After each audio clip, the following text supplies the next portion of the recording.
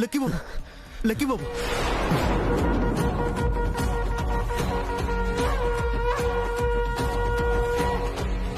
కింద వ్రతం జరుగుతుంటే మీరు ఇక్కడేం చేస్తున్నారు బాబు? అంజీ ఆపరా. ఎందుకు బాబు? ఆపరా.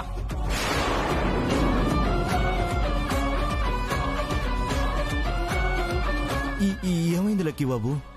అది నేను అడగాలి. ఏమైంది వాడికి? ఎవరికి బాబు? ఏయ్, వేషాలు వేస్తున్నావా? నేను ఎవరి కోసం అడుగుతున్నానో నీకు తెలుసు. ముందుకురా.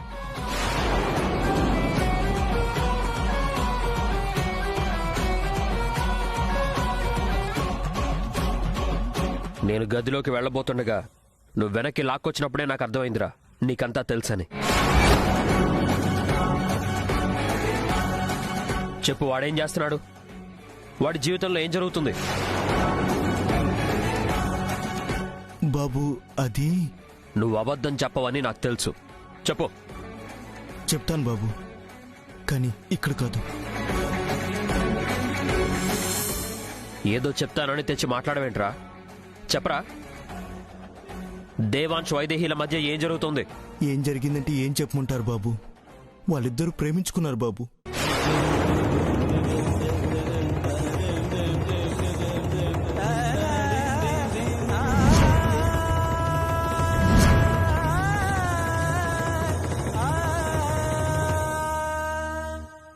ఏమంటున్నావురా?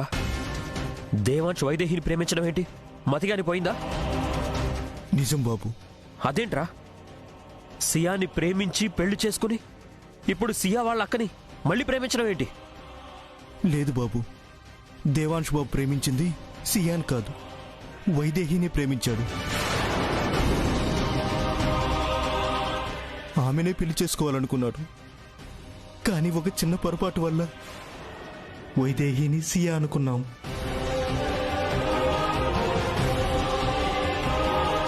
వైదేహి బదులు ముసుగులో సియాని పెళ్లిపేట్ల మీద కూర్చోబెట్టారు.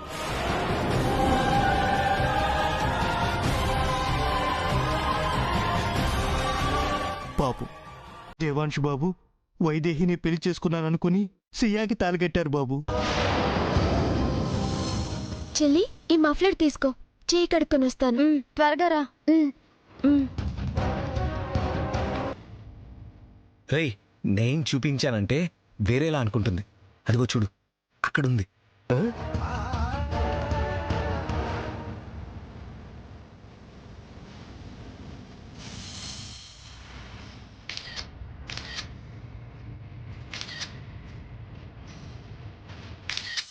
దొంగచాటుగా దేవాబాబు ప్రేమించిన అమ్మాయి ఫోటో ఎత్తుకొచ్చేసిన అమ్మగారు.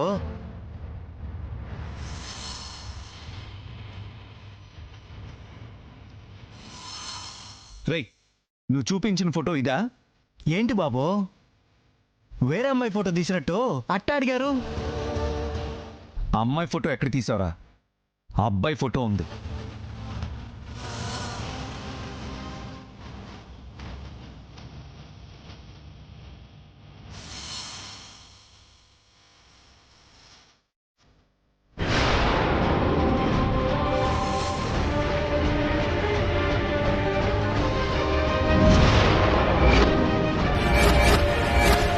రేయ్, ఏంట్రా ఇది? ఏంటంటారేంటి అబ్బాయి గారు, సీఎం గారి ఫోటో.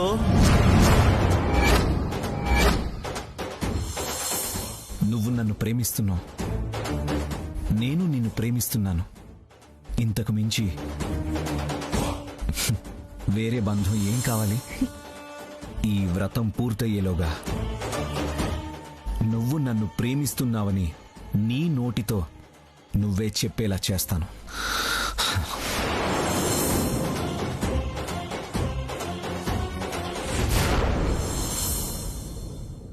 నువ్వు చెప్పేది నిజమా? నిజం బాబు.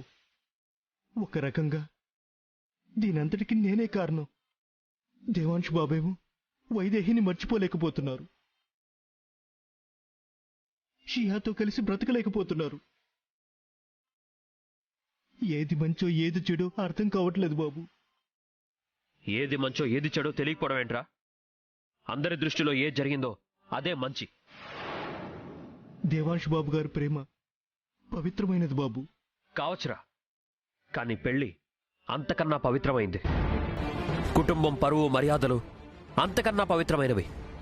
వాటి కోసం ఎంత పవిత్రమైనదైనా ఆ ప్రేమని వదులుకోవాల్సిందే, ఆ జ్ఞాపకాలని మర్చిపోవాల్సిందే. అది కాదు. వెళ్ళమా నాన్న, వెళ్ళు.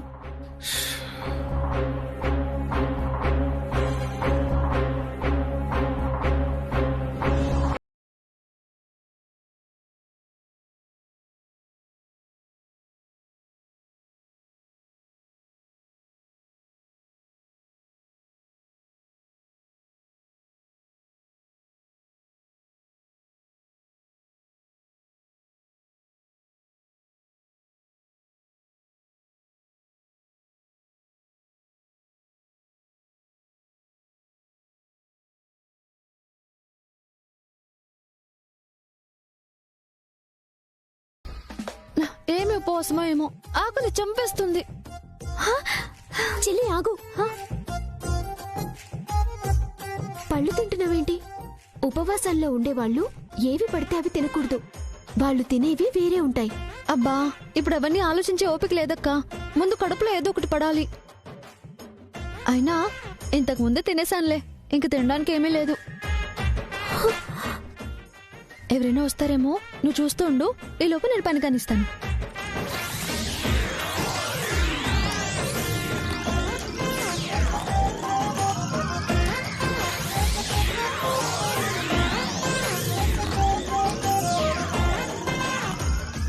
అవును, మొన్న లడ్డూలు చేశారు కదా, ఎక్కడున్నాయి? అక్కడున్నాయి.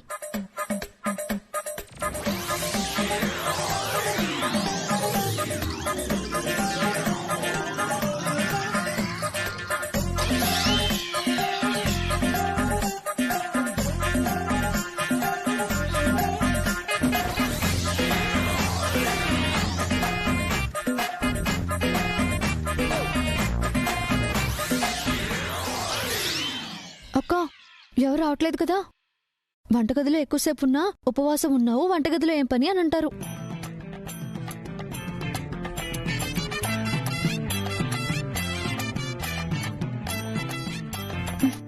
అక్క చూడక్క, బానే ఉంది కదా? తిన్నాక మూతికి ఏం అంటుకోలేదు కదా? లేదు చెల్లి. చెల్లి ఆగు. పాపం, ఆయన కూడా ఉపవాసమున్నారు. కందులతో చేసేవి ఏమైనా తినొచ్చు. తీసుకెళ్ళి ఇవ్వచ్చు కదా. నా ఆకలి తీర్చుకోవడానికే నానా తంటాలు పడుతుంటే ఇప్పుడు ఆయన గురించి ఎవరు ఆలోచిస్తారక్కా? ఆయనకు కావాలంటే ఆయనే తినేస్తారులే. అయినా మగవాళ్ళకు ఉపవాసం ఎందుకు? నేనేమైనా నా కోసం ఉండమని అడిగానా? అవును చెల్లి, నీకోసమే చేస్తున్నారు కదా. ఊరుకో అక్క, నా కోసం అంటే నమ్మడానికి నేనేం పిచ్చిదాన్ని కాదు. ఒక్క క్షణం కూడా నాతో సరిగ్గా మాట్లాడరు. నా కోసం ఉపవాసం చేస్తున్నారంటే నేను నమ్మాలా? లేదు చెల్లి, నేను నమ్మనక్క.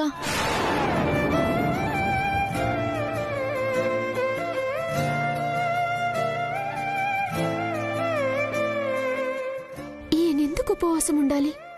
అసలే ఆకలి కొండలేరు. సియాని పట్టించుకోమంటే పట్టించుకోదు. పోని నేనేమైనా తీసుకెళ్ళిద్దామంటే ఆయన రకరకాల అర్థాలు వెతుకుతారు.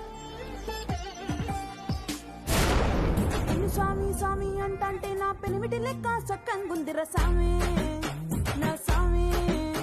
నీ ఎనకే అడిగేస్తాంటే, నీ ఎనకే అడిగేస్తాంటే ఎంకన్న గోడి ఎక్కినట్టుందిర సామి. నీ పక్కన కూసుంటే పరమేశ్వరుడే దక్కినట్టుందిర సామి. నువ్వు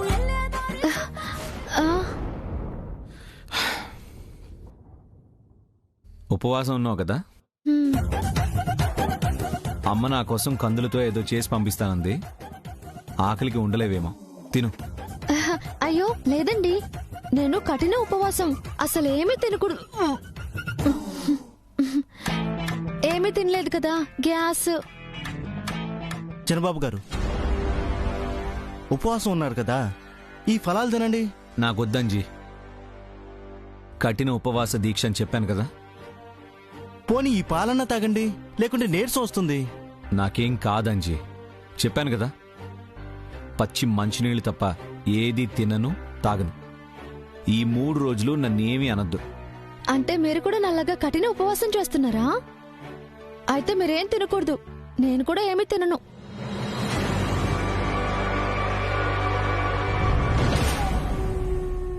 సరే, మీ రూమ్లో పెడతాను. ఆకలిస్తే ఉండలేకపోతే తినండి. తప్పు చేశానమ్మా, నన్ను క్షమించు.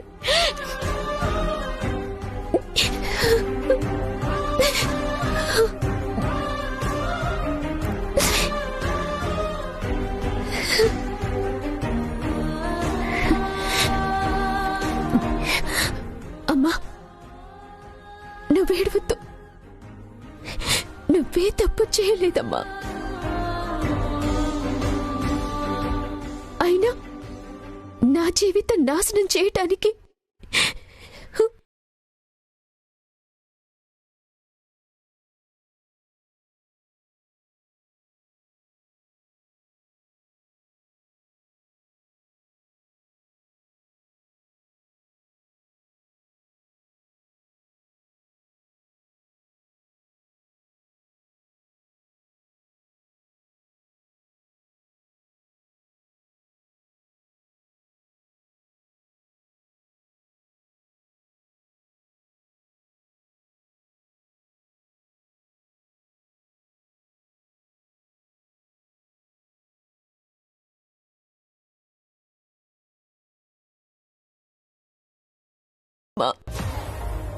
కానీ మీ బంధాన్ని విడగొట్టడం ఆ దేవుడికి కూడా ఇష్టం లేదమ్మా. అందుకే మధ్యలోనే హోమం ఆగిపోయింది.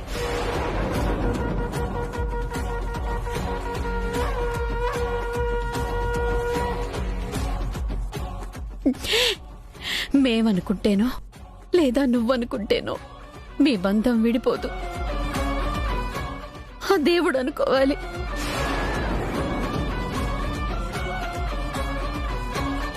మీరు కలిసి ఉండడమే పైవాడి నిర్ణయం అయినప్పుడు ఎవరూ ఏమీ చెయ్యలేరు.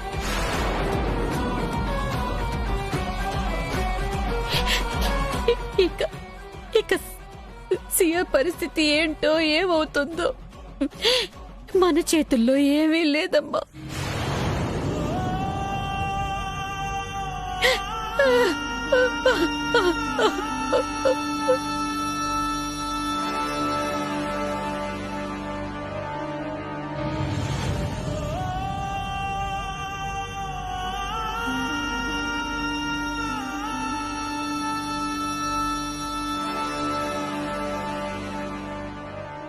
సునైనా, నా బ్యాగ్ ఎక్కడ పెట్టావు? తెస్తున్నానండి.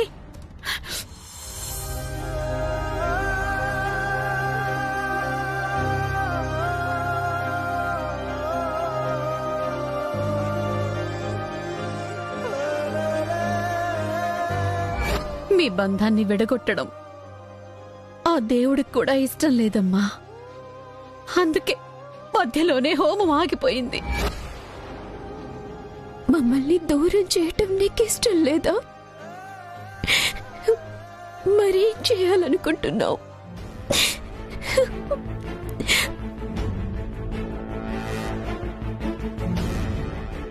అసలు మేమిద్దరం కలిసి ఉండటం సాధ్యమా?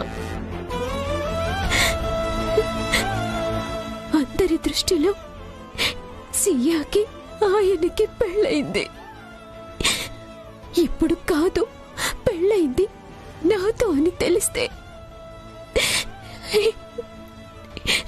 నా పుట్టింటి పరువు ఏమైపోతుంది? ఈ విషయం తెలిస్తే నాన్న బతుకుతారా? అమ్మేమైపోతుంది?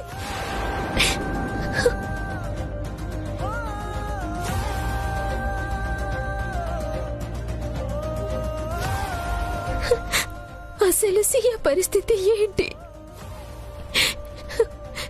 ఇప్పటి వరకు ఆయన భార్యలా ఉండి అసలు ఆయనతో ఏ సంబంధం లేదని తెలిస్తే సియా బతుకు ఏమవ్వాలి?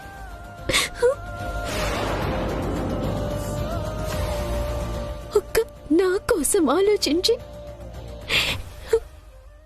అందరి బతుకుల్ని బాధల్లోకి నెట్టొద్దు రామయ్య.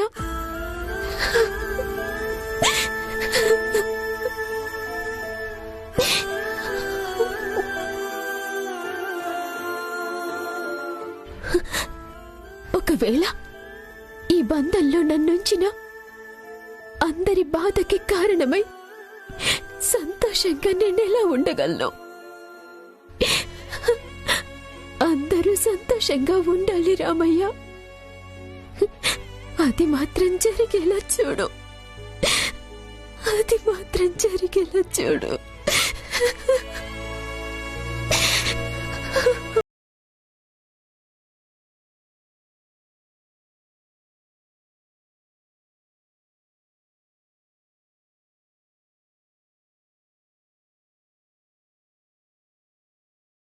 చిన్న కోడలే, ఈ ఇంటి చిన్న కోడలే ఈ షర్టు కొన్నది. నాకు తెలుసులే.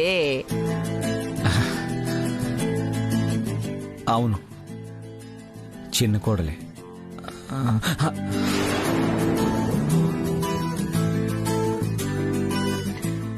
గొంతులోంచి మాట కూడా రావడం లేదు. ఎంత నీరసంగా ఉన్నావో చూడు. ఉపవాసాలు ఎందుకంటే వినిపించుకోవు. ఏం కాదులే ఇందు, పద.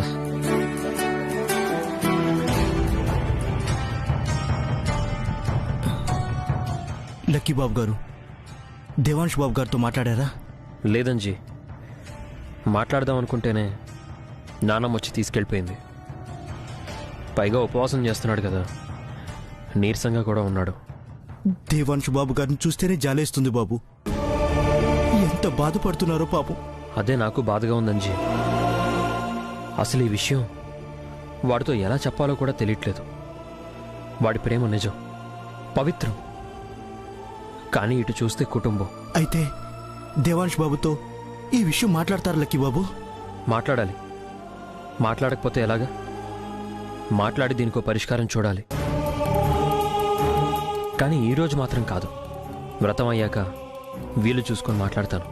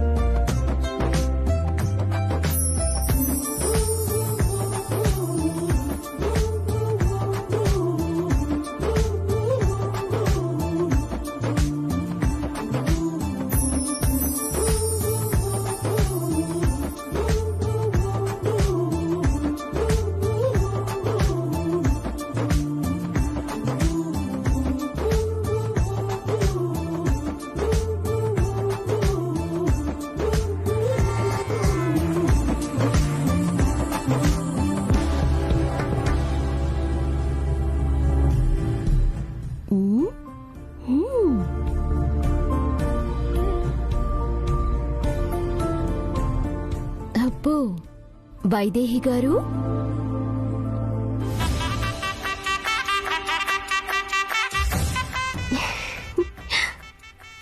ఏంటి? అవును, ఎప్పుడూ లేనిది నిన్ను నువ్వే అద్దంలో ఇంతసేపు చూసుకుంటున్నావేంటి? భర్త తెచ్చిన చీర కట్టుకున్న ఏ భార్య అయినా ఇలాగే 1కి 10 సార్లు చూసుకుంటుంది. మీకోసం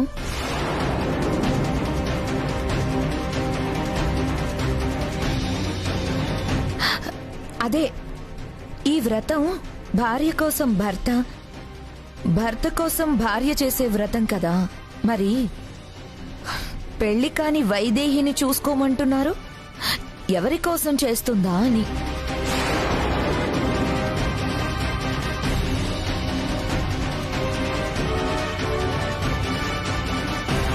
కాబోయేవాడి కోసం చేసుకుంటుంది, నీకెందుకు? అంజీ, అమ్మా. తీసుకెళ్ళరా. లేనన్నా, పదండి బాబు. జాగ్రత్త. మెల్లగా పదండి బాబు.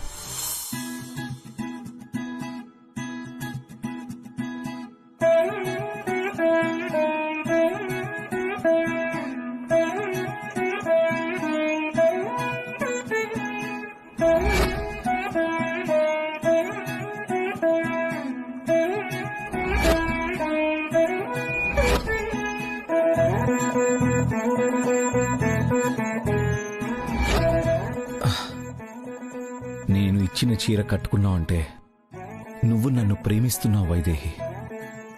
ఇది చాలు నేను ఉపవాసం విరమించుకోవడానికి.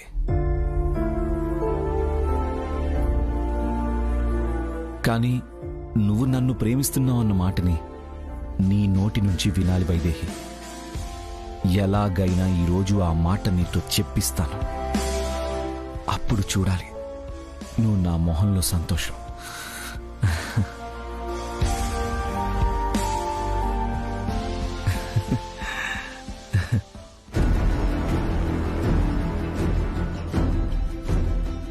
చూసావా కౌసల్య, కింద పడిపోయి మనల్ని ఏడిపించి ఇక్కడెలా నవ్వుకుంటున్నాడు? అయ్యో అదేం లేదిందు, నేనేదో గుర్తొచ్చి నవ్వుకుంటున్నా. ఏంటి నాన్నా, మేము ఏడవటం నీకు సరదాగా ఉందా? ఎప్పుడు సంతోషంతో అందరినీ నవ్విస్తూ ఉండేవాడివి, ఇప్పుడు ఎందుకురా ఏడిపిస్తున్నావు? మా ఇప్పుడేమైందని ఏడవడం? నేను దేవుడు వ్రతం చేస్తున్నా. ఆ దేవుడు నా కోరికలు తీరుస్తాడు గాని హాని తలపెడతాడా?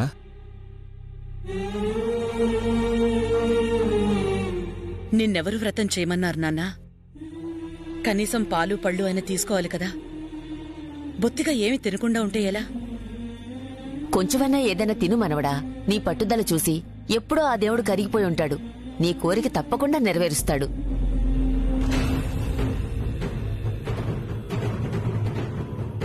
ఈయనేం కోరుకున్నారో ఆ దేవుడేం నెరవేరుస్తాడో ఏమో తెలియదు, కానీ నన్ను మాత్రం కడుపు నిండా తినకుండా చేస్తున్నారా బాబు. నాకు తెలిసిందు, దేవుడు తప్పక నా కోరిక నెరవేరుస్తాడు. అలా అని దీక్షని మధ్యలో భంగం చేస్తామా? నియమాలకి నీళ్లు వదిలేస్తామా?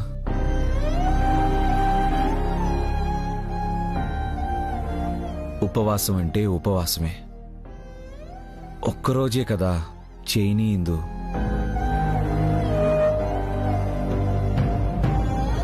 నువ్వలా అంటే ఇంకేం మాట్లాడతావు? డాక్టర్ని పిలుస్తాను గాని వ్రతం ముగిసేంతవరకు నువ్వు మాత్రం కిందకి రావద్దు. అలాగే రాన్లేమ్మా, ఎక్కడికి కదలను. కానీ డాక్టర్ అది ఏమీ వద్దు, నేను బాగానే ఉన్నాను. ఇలాగే అంటాడు. మళ్ళీ ఎటు పరిగెడతాడో ఎక్కడ పడతాడో తెలీదు. చూస్తాం కదా ఎంత మా మాట వింటావో. కౌసల్య, కింద మనం పూజ సంగతి చూద్దాం పదా.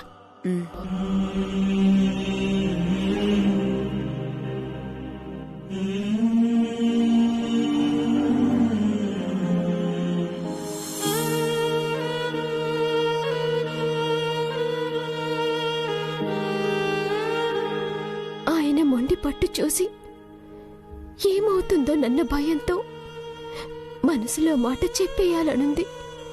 కానీ ఎట్టి పరిస్థితుల్లోనూ చెప్పలేని పరిస్థితి. ఎంతో నిష్ఠగా వ్రతం చేస్తున్నాను. ఆయన చల్లగా ఉండేలా చూడు.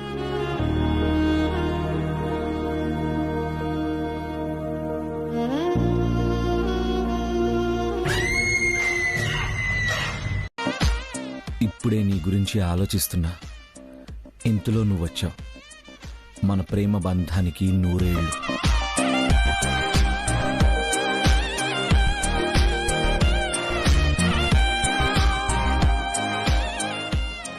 ఎవరిని తలుచుకుంటే వాళ్ళకి 100 ఏళ్ళు అంటారు. వాళ్లతో బంధానికి కాదు.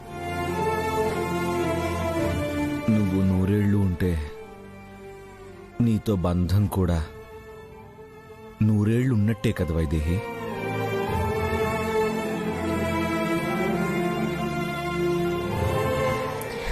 ఇప్పుడు మీతో వాదించలేను, కానీ ఈ జ్యూస్ తీసుకోండి.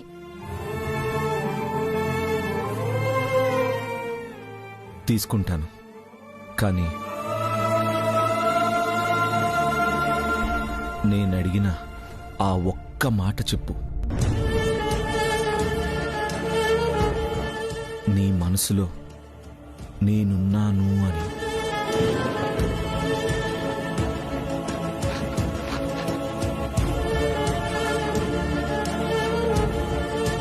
ఒకరు జీవితంలో ఉండగా మరొకరి మనసులో స్థానం కోసం ఆశించటం, ఆలోచించటం తప్పు. నా జీవితంలో ఉండాల్సిన మనిషి మనసులో స్థానం కోసమే అడుగుతున్నాను వైదేహి. చాలు.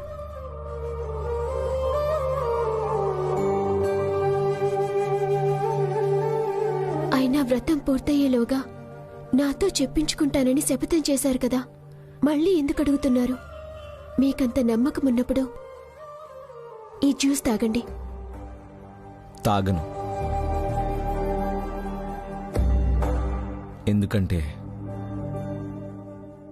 నా శబదం నెరవేరడం కోసమే ఈ వ్రతం చేస్తున్నా. ఇది మధ్యలో ముగించాలంటే ఆ దేవుడు ఈ దేవతో కరుణించాల్సిందే.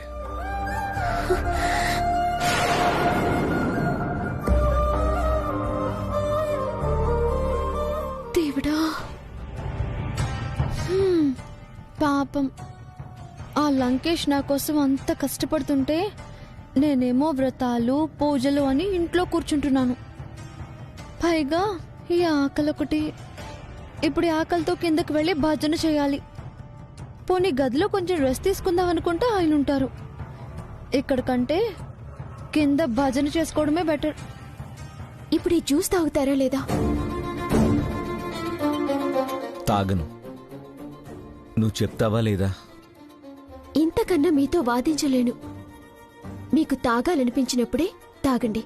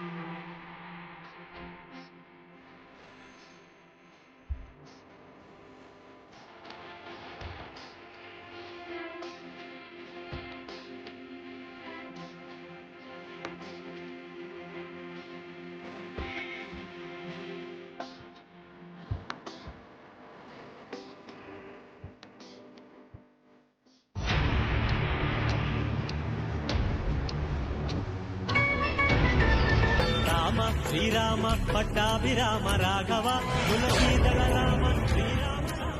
ఇప్పుడు కిందకి వెళ్ళగానే అబ్బాయి ఎలా ఉన్నాడు అని అడుగుతారు. నిద్రపోతున్నాడా, టాబ్లెట్ ఇచ్చావా, జ్యూస్ తాగించావా, నా అబ్బా ఉందో తాగించావా అని అడుగుతారు. ముందే వెళ్ళి అడిగొస్తే ఓ పని అయిపోతుంది.